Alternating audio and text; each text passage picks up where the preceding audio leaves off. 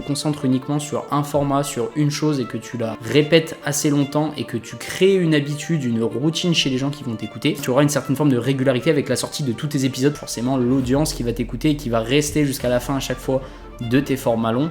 va te permettre d'avoir beaucoup plus de fidélité sur du format court. On est sur de la dopamine et je suis persuadé que si même là je te pose la question de est-ce que tu te rappelles d'une information ultra impactante et ultra précise que tu as pu voir sur Instagram ou TikTok les 2-3 derniers jours, je ne suis pas persuadé que tu te rappelles exactement de toutes les vidéos ou alors même ne serait-ce que d'une seule vidéo qui t'a marqué. Bienvenue à toutes et à tous dans un nouvel épisode du podcast Mindflow. Je suis super content de te retrouver aujourd'hui, cette semaine, pour un nouvel épisode sur une thématique qui me tient énormément à cœur et qui forcément est liée un petit peu avec l'objectif de ce podcast et cette chaîne YouTube si tu me regardes sur YouTube. Donc aujourd'hui, on va parler d'un sujet qui est pourquoi le podcast vidéo est le meilleur outil marketing de l'année 2024.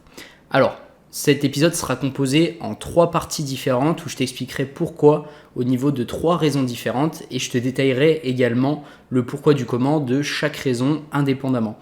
Donc du coup, on va commencer par le vif du sujet. Je ne vais pas te faire patienter plus que ça. Et on va commencer avec la première partie qui a également fait l'objet d'un épisode qui soit va être publié ou a déjà été publié à propos du storytelling.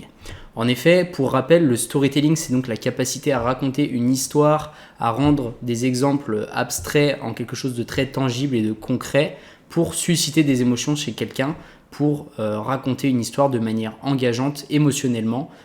pour l'audience et les spectateurs qui vont te lire, te regarder ou t'écouter.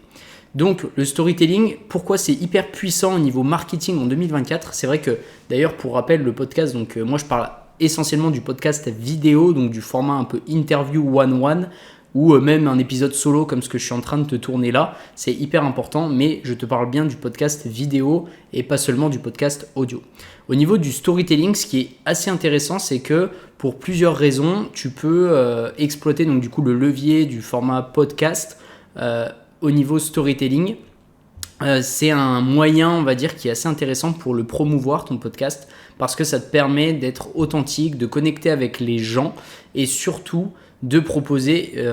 une forme d'association, le biais d'association. Le storytelling, c'est un élément, comme je te l'ai déjà dit, qui est assez puissant et c'est une capacité à raconter des histoires, mais il s'illustre en fait de différentes manières et notamment par la capacité à associer des éléments, des exemples, des faits, des choses ou même des personnes ensemble.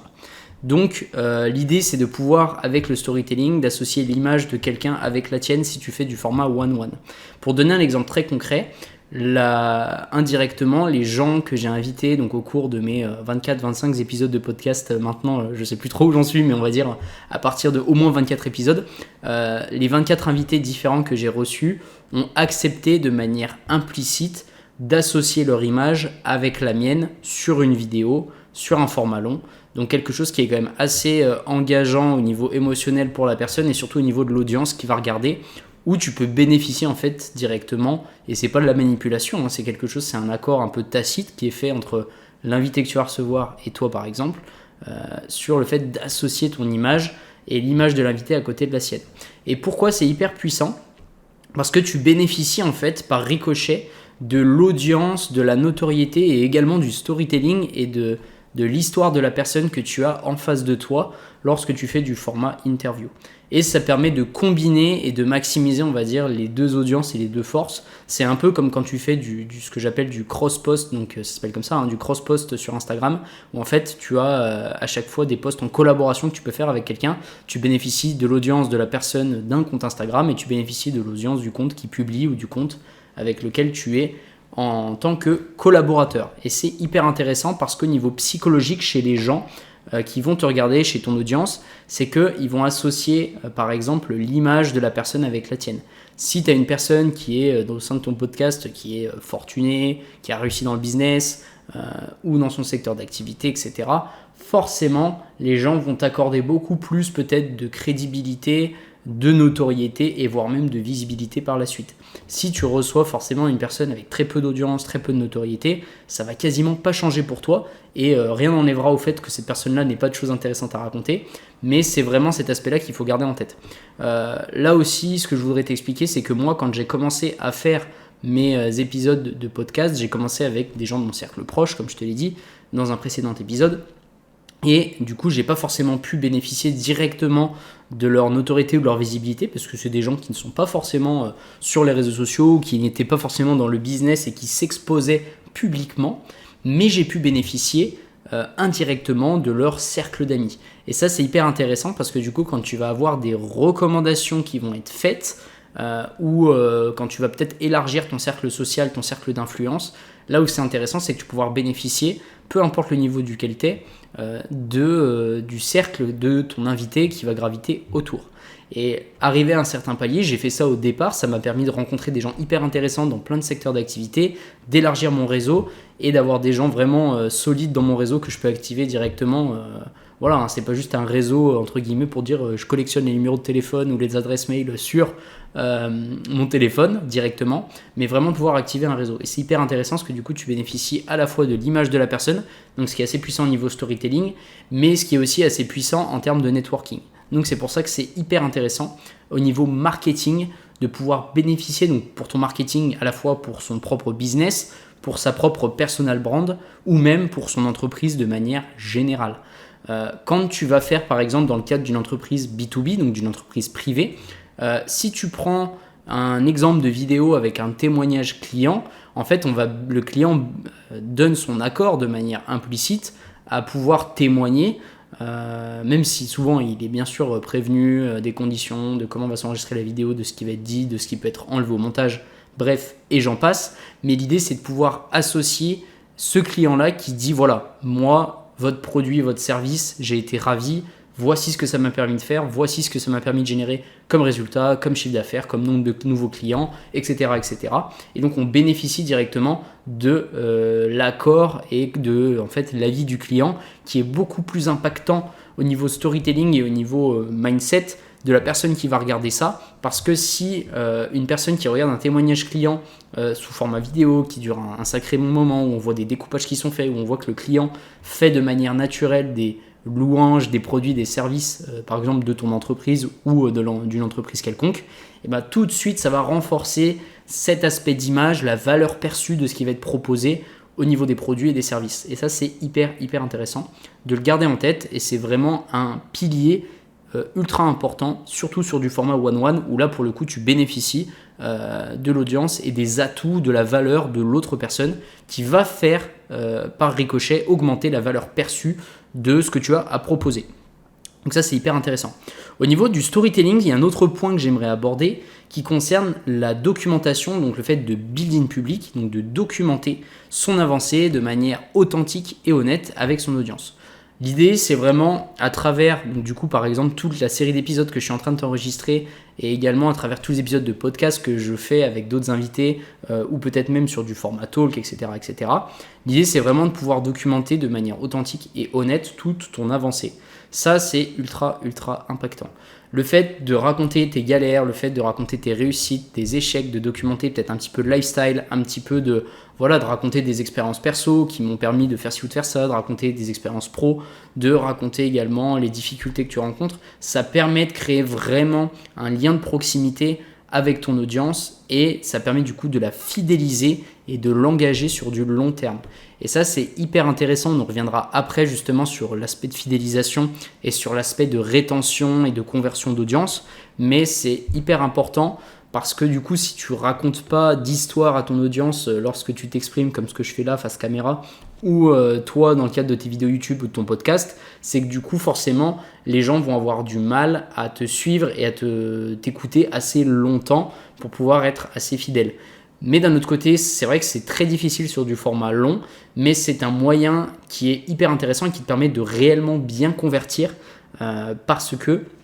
les gens qui vont regarder, ne serait-ce que là, qui en sont déjà à 10 minutes quasiment d'épisodes et de vidéos pour ceux qui me regardent sur YouTube, c'est des gens qui sont vraiment intéressés par ce que tu as proposé et qui sont vraiment passionnés à la fois de peut-être ton business, de ce que tu as comme activité, mais aussi de toi, de ta personne. C'est pour ça que c'est intéressant pour building public et de building public aussi son personal branding, de construire son image autour de ça. Les gens vont s'associer à toi, tu vas être leur rendez-vous peut-être hebdomadaire, leur rendez-vous mensuel.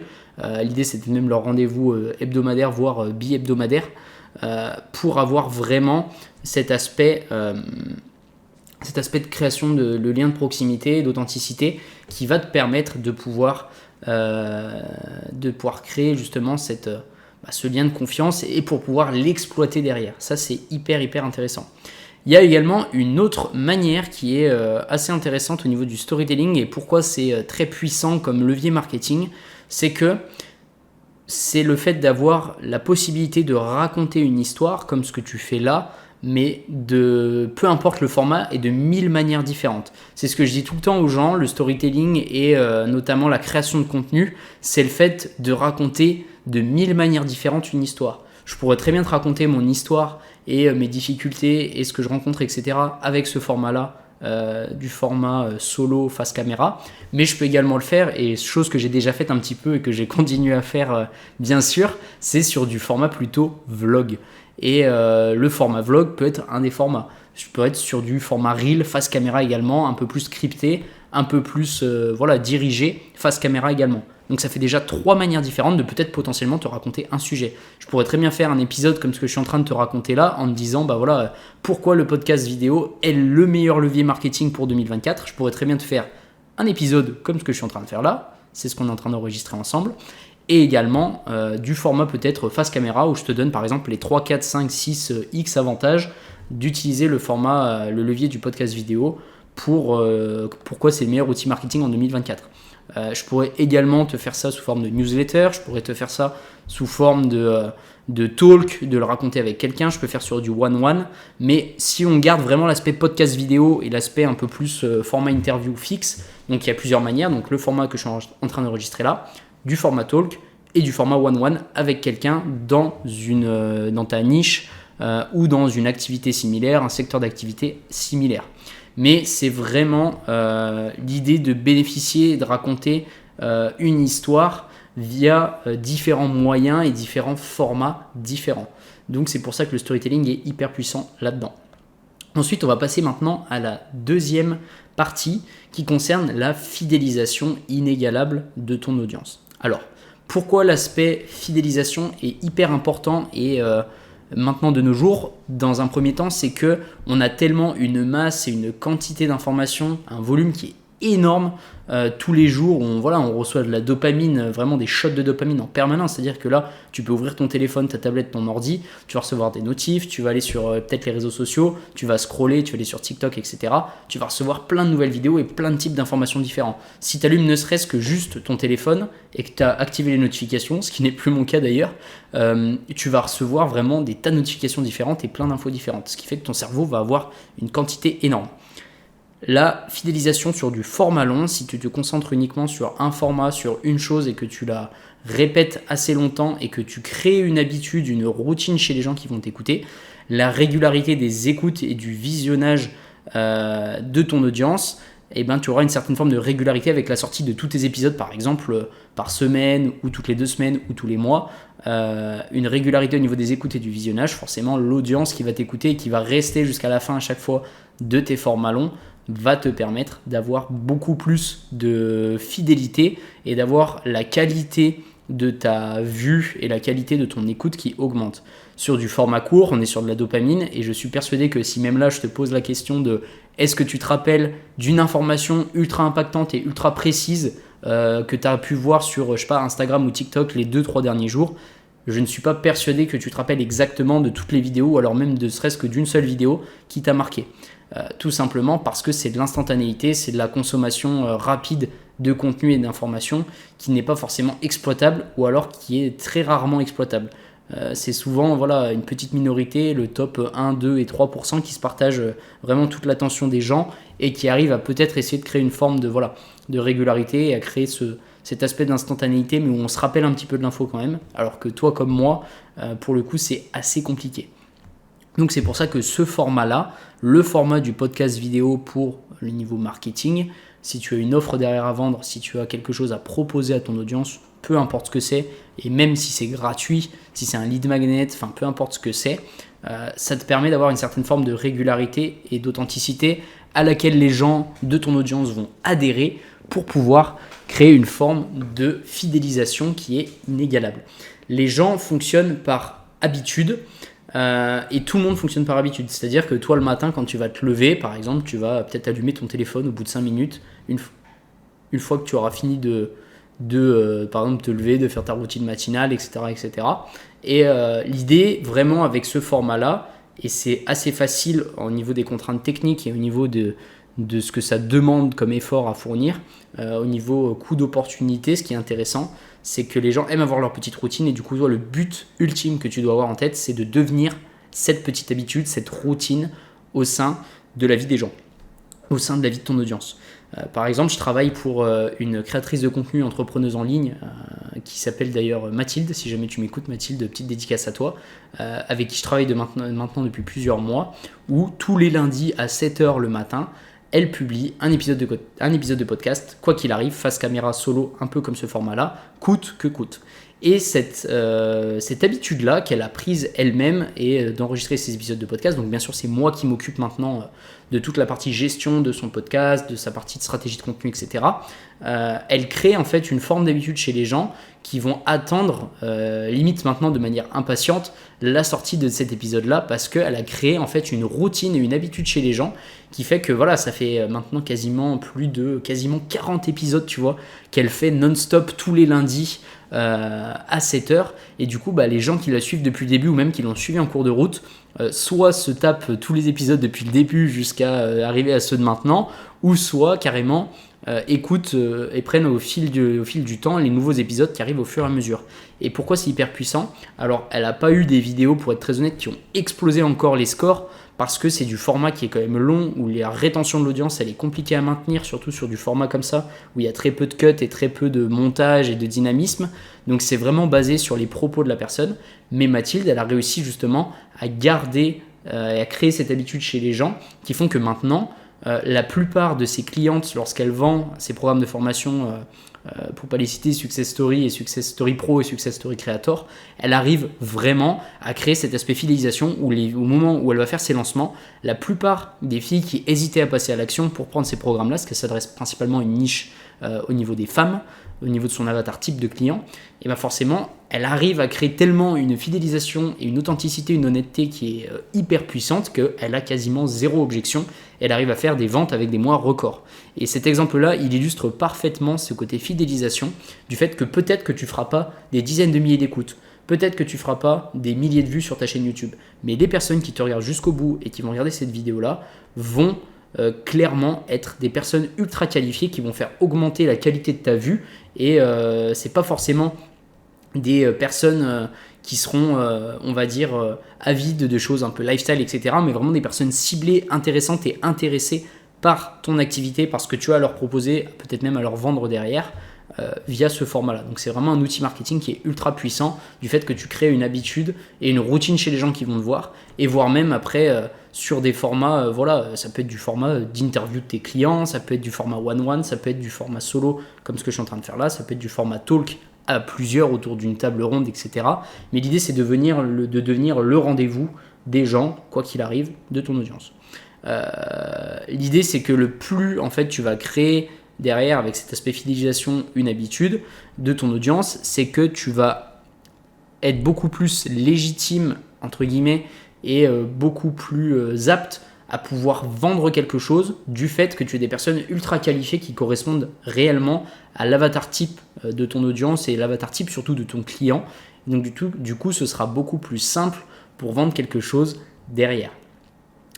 Maintenant, il y a un troisième et dernier point que je souhaiterais aborder qui est très très important également, c'est l'aspect rétention. L'aspect rétention, mais surtout l'aspect rétention puis transformation. Donc comment on passe de la rétention, donc de garder une audience et de créer une habitude chez les gens, à cet aspect de transformation pour faire basculer son audience en prospect. C'est hyper intéressant aussi et hyper important de le garder en tête.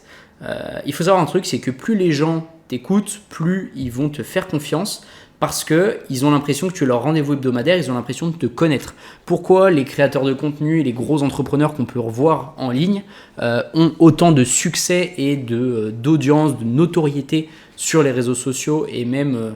sur Internet de manière générale? C'est parce que ces gens-là, ils font tellement de contenu de manière régulière, de manière pro, de manière quali, depuis tellement d'années que les gens qui les écoutent, pour la plupart, les écoutent certains depuis très longtemps et ont l'impression de les connaître. Et quand tu as l'impression de connaître une personne, c'est logique et c'est humain, c'est psychologique. Tu es beaucoup plus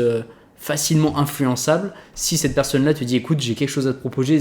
j'ai quelque chose à te proposer, j'ai une opportunité pour toi. Ce sera beaucoup plus simple pour cette personne qui a quelque chose à te vendre de te la vendre que si tu étais quelqu'un qui était tombé par hasard sur cette vidéo. Je pense, et encore qu'à un certain stade, il y a d'autres facteurs qui vont jouer. Mais si par exemple toi ou même comme moi, j'ai pas encore plusieurs milliers, plusieurs dizaines de milliers d'abonnés sur les réseaux sociaux, je commence à en avoir un petit peu, mais c'est pas énorme, ce sera beaucoup plus simple pour moi, même si j'ai que 1000 abonnés, même pas sur YouTube, je suis sûr que même avec 500, ça peut être le cas. Quelqu'un qui tombe sur ma vidéo peut trouver ça intéressant et regarder toutes les autres, mais les gens qui m'écoutent depuis un petit moment maintenant vont avoir l'habitude de m'écouter, vont avoir l'habitude de échanger avec moi, et donc du coup moi derrière ce sera beaucoup plus simple pour leur vendre quelque chose, leur vendre un service, peut-être leur faire tester une nouvelle offre, leur faire tester quelque chose, et j'aurai créé vraiment ce lien de confiance et ça va réduire au maximum la friction pour passer de cet aspect audience consommateur de contenu à l'aspect conversion, prospect, voire client derrière. C'est beaucoup plus simple de vendre quelque chose, comme je te l'ai dit, quand tu as une personne qui t'écoute depuis longtemps, c'est humain, c'est psychologique. Ça te permet également, ce genre de format-là, de faire le tri, parce que contrairement à des formats courts qui cartonnent et qui cartonnaient encore même il y a peu de temps et qui cartonnent toujours, mais beaucoup moins maintenant, les algos sont beaucoup plus sévères sur TikTok, Instagram, voire même YouTube Shorts, c'est que sur du format long comme ça, la rétention de l'audience, donc la personne, par exemple, imaginons que tu as 1000 personnes qui t'écoutent au début de ton épisode, là on est déjà à 21 minutes, je suis sûr que vous êtes beaucoup moins qu'au départ, mais imaginons que vous êtes 1000 à écouter la vidéo au début de quelqu'un de très connu. Si vous arrivez à la fin et qu'il reste, je sais pas, dans les 5 dernières minutes, ne serait-ce qu'une centaine de personnes, ça fait 10% de rétention, ce qui est déjà pas mal. Et ben, ces 100 personnes-là seront ultra qualifiées et ça permettra de faire le tri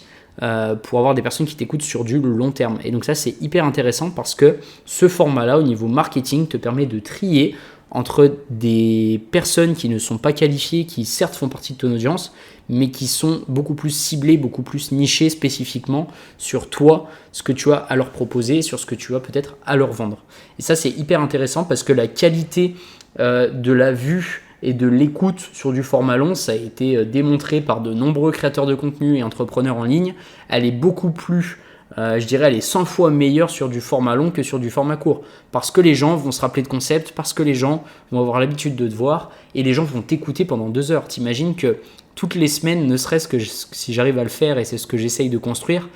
toutes les semaines, je suis ton rendez-vous hebdomadaire, donc je parle de moi, et que tu arrives à m'écouter une demi-heure par semaine, multiplié par un mois, par un an, ça fait quand même plusieurs jours par an, voire même plusieurs semaines par an, où tu vas m'écouter. En plus de tous mes autres formats, donc les formats courts, en plus peut-être d'autres épisodes de podcast avec des invités, en plus de peut-être des formats vlog, etc. etc. Peut-être que tu vas me voir sur d'autres chaînes YouTube, etc. Et donc du coup, la qualité de mon audience et de mes futurs prospects, futurs clients que je vais avoir sera beaucoup plus qualitative, je vais y arriver, que si on est uniquement sur du format court. Et donc c'est pour ça que le format long, il ne faut pas être frustré au départ d'avoir très peu d'audience. Moi au contraire, et il y a quelque chose que j'aime beaucoup, j'écoutais récemment, c'était le concept de Alex Hormozy qui expliquait qu'il avait une cliente qui avait à peine 5000 abonnés sur Insta, mais qui était tellement spécifique et qui était tellement le rendez-vous hebdomadaire de ses prospects, de son audience via des stories Instagram, via du contenu court, via peut-être un peu de vidéo, etc. Arriver à générer plus d'1 million avec son business par an parce que la qualité des personnes qui l'écoutaient, elle se focusait, elle se concentrait uniquement sur la partie qualité et pas forcément sur la partie quantité. Il vaut mieux avoir, pour donner un exemple concret, une grande part d'un petit gâteau et d'un marché ultra spécifique, ultra niché, que d'avoir une toute petite part d'un énorme gâteau et d'un énorme marché où potentiellement les bénéfices seront beaucoup plus durs à atteindre. Un exemple que j'aime beaucoup aussi citer, c'est quelqu'un que j'admire,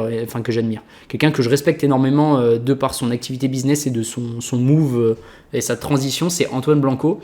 Pour ceux qui le connaissent et qui le regardent avec sa série Building Public sur YouTube et avec notamment le podcast Sans Permission. À la base, Antoine, il était sur vraiment un seul type de niche, un seul type d'avatar client qui était la partie fitness, et je crois que c'était même de la perte de poids ou la prise de masse, je sais plus, mais voilà, enfin c'est surtout de la perte de poids. Et il était concentré sur une petite niche, sur un petit segment de marché, sur quelque chose de très spécifique au départ, jusqu'à faire beaucoup de volume, mais sur cette niche et à prendre une grande part pour développer son business, ses compétences, etc. Et ensuite seulement, au bout, je crois, de 2 ou 3 ans, il a basculé sur la niche du make money online et de l'entrepreneuriat, créer son business en ligne en partant de zéro pour arriver à 5-6 000 euros par mois. Mais à la base, il a été ultra spécifique et il s'est concentré uniquement sur le marché du fitness, donc quelque chose qui est quand même assez niché sur le marché du bien-être, etc., avant de basculer sur un marché beaucoup plus large où il y avait beaucoup plus gros acteurs avec différents business models et différents types d'offres d'ailleurs à proposer sur quelque chose de beaucoup plus large et sur un plus gros marché. Mais en arrivant sur ce plus gros marché, il avait déjà eu la notoriété et il avait bénéficié de la notoriété, de la visibilité sur son secteur de base, sur sa niche de base, pour ensuite basculer sur quelque chose de plus gros. Et moi, c'est ce que j'essaye de faire et tout le monde peut le faire d'ailleurs à son niveau. Moi, à la base, les gens me connaissent et m'identifient comme quelqu'un qui fait des podcasts avec du format one-one où je reçois des invités. Et du coup, les gens dans mon cercle et les gens que je vais rencontrer vont me recommander, d'ailleurs c'est une technique que je mets en place aussi, vont me recommander à chaque fois des gens de leur réseau pour faire du format one-one. Maintenant que je suis assez spécialisé là-dedans, où je sais comment ça se passe, je sais comment poser des bonnes questions, je sais comment interagir, je sais comment bien filmer, comment créer une connexion émotionnelle avec les gens, enfin bref, le storytelling et tout ce qui s'ensuit, je veux m'intéresser à un autre format et à un autre type de contenu pour essayer d'accrocher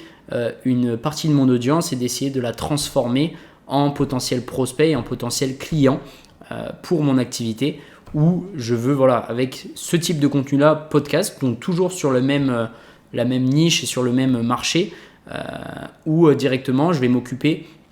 donc d'un nouveau format qui est du format face caméra comme ce que je fais là en solo, mais du coup sur quelque chose d'un petit peu plus nouveau où je vais apprendre aux gens à créer leur podcast et à faire ce que j'ai pu faire avec 24-25 invités différents maintenant depuis plus d'1 an et demi, 2 ans quasiment.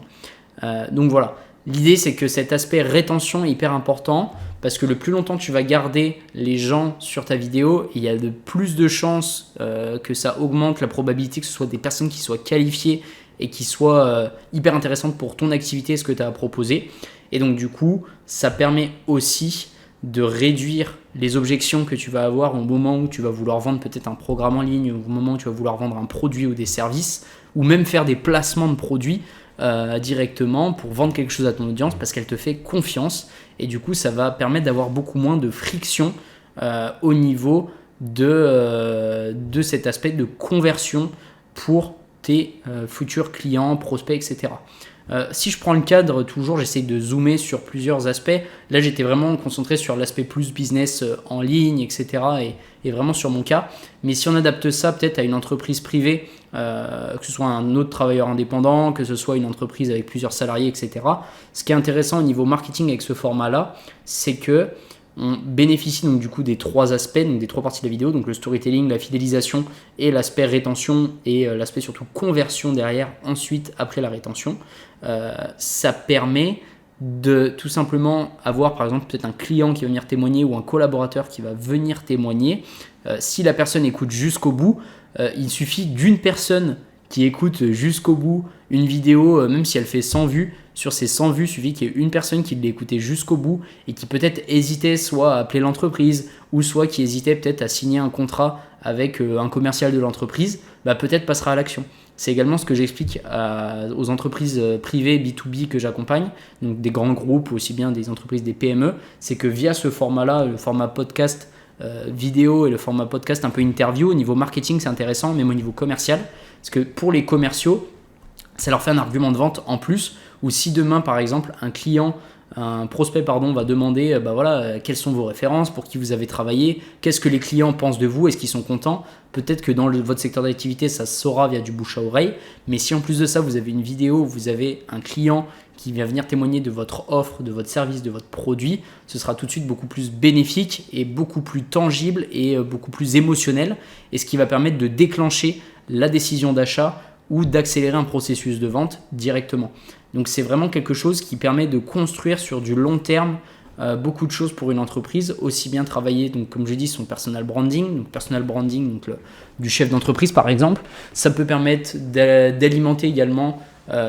d'autres spectres. En fait, ça permet de rayonner sur tous les aspects et tout le spectre business d'une entreprise. Ça permet de rayonner sur l'aspect personal branding, donc du chef d'entreprise, comme je vous l'ai dit, sur l'aspect marque employeur, donc comment est-ce qu'on peut attirer de nouveaux talents pour son entreprise, comment est-ce qu'on améliore la qualité des recrutements. Ça peut également jouer sur l'aspect social proof, donc la preuve sociale, donc comment est-ce qu'on peut faire vendre plus, comment est-ce qu'on convertit plus, parce que les commerciaux peuvent exploiter ce levier-là qu'ils ne pouvaient pas forcément exploiter avant, parce que la confiance se faisait peut-être sur des chiffres, sur un site internet, etc. Que là, si en plus on a des vidéos de témoignages clients, ça permet littéralement d'augmenter, d'exploser la notoriété, la crédibilité, la visibilité d'une entreprise. Donc, hyper intéressant. Pour résumer cet épisode et cette vidéo, il y a 3 points je voudrais que tu retiennes au niveau pourquoi le podcast vidéo c'est le meilleur outil marketing en 2024. C'est que ça permet de développer un storytelling puissant et d'associer donc l'image d'un invité à côté de la tienne par exemple ou de ton entreprise. Ça permet aussi de diversifier la création de contenu et de diversifier la manière de raconter l'histoire avec plusieurs formats possibles. Ça permet également d'avoir une fidélisation qui est assez inégalable au niveau de l'audience, où tu vas devenir l'habitude, tu vas devenir la routine, faire partie de la routine quotidienne peut-être, ou hebdomadaire ou mensuelle, bimensuelle d'une personne. Ça, c'est hyper intéressant. Et du coup, pour vendre derrière, on arrive avec ce 3e aspect où on bascule de la rétention, on a réussi à garder l'attention des gens et à devenir une routine pour ces personnes-là, à l'aspect conversion, où on arrive à transformer cette audience en prospect. Et également une partie qui pour moi englobe tout, c'est que peu importe le business que tu as, que ce soit sur un business physique ou un business en ligne, ça te permet, cet outil-là du podcast vidéo, de rayonner sur tout le spectre de ton activité, sur tout le spectre de ton business. Donc comme je l'ai dit, la marque employeur, le développement du personal branding du chef d'entreprise et dans un 3e temps, également la partie preuve sociale, social proof, donc comment améliorer peut-être la conversion de prospects en clients via ce format-là qui permet de vraiment rayonner partout. Donc voilà, j'espère que cet épisode t'aura plu et cette vidéo aussi si tu me regardes sur YouTube. Et si tu m'écoutes sur les plateformes de streaming audio, je te laisserai mettre un commentaire sous cet épisode et surtout 5 étoiles sur Spotify et sur toutes les autres plateformes, peu importe sur la plateforme sur laquelle tu m'écoutes. Si tu me regardes sur YouTube, je te laisserai t'abonner, mettre un commentaire d'ailleurs sous cette vidéo si ça t'a plu et si tu voudrais que je revienne sur un point en particulier. Et n'hésite pas à t'abonner pour justement bénéficier de nouveaux conseils et de nouveaux épisodes sur l'aspect podcast vidéo, créer son podcast, sur l'aspect business du podcast sur ma chaîne YouTube. Donc rendez-vous hebdomadaire tous les mercredis à 17h. Donc n'hésite pas à liker cette vidéo si elle t'a plu. C'était Valentin, je te dis à la semaine prochaine pour un nouvel épisode. Ciao!